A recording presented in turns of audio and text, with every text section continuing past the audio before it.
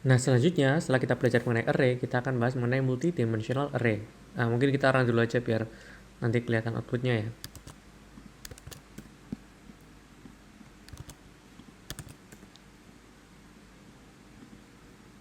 Oke, nah ini cukup butuh waktu ya.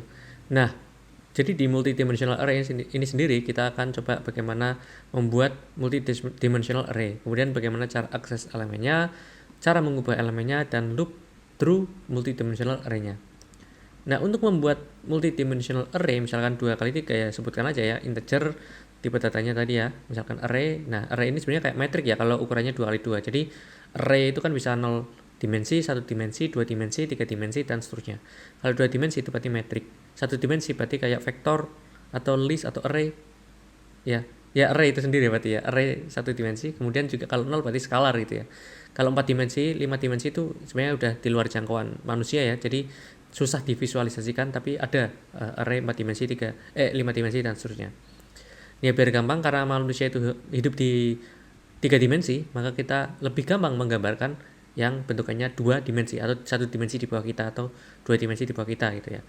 Nah, untuk yang metrik 2 dimensi ini sendiri, ini panjangnya itu ada 3, ya bukan panjang ya, tapi ke kanannya kolomnya 3 dan barisnya itu ada 2 gitu ya. Nah, jadi seperti ini, 1, 2, 3, 4, 5, 6. Kemudian ya udah, itu sudah dibuat suatu metrik. Terus bagaimana cara aksesnya? Nah, aksesnya itu karena dia 2 dimensi, maka butuh kurung kotaknya 2, tidak lagi seperti array yang 1 dimensi pada video sebelumnya gitu ya. Nah, jadi kalau ini 0 berarti dia akses baris ke 0, kemudian 1 itu adalah kolom ke 1. Jadi baris ke 0, kolom ke 1 itu yang ini, 2 ya. Hasilnya 2 ini.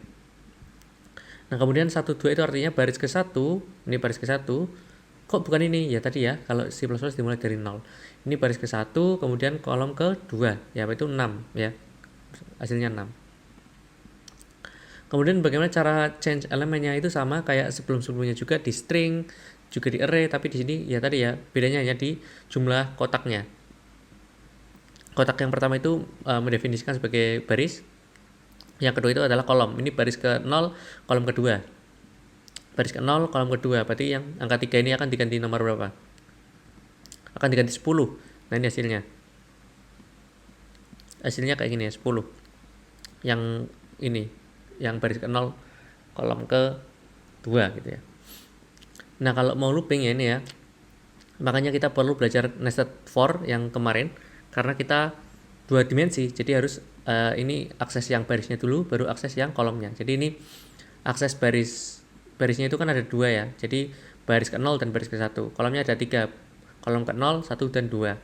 Makanya I dan J ini ya, berarti baris 0, kolom 1, baris 0, kolom 2, baris 0, kolom 3, kemudian baris 1, kolom 1, baris 1, kolom 0, baris 1, kolom 2, baris 1, kolom baris 1, kolom 0, baris 1, kolom 1, baris 1, kolom 2 kayak gitu. Jadi di looping untuk semuanya lah.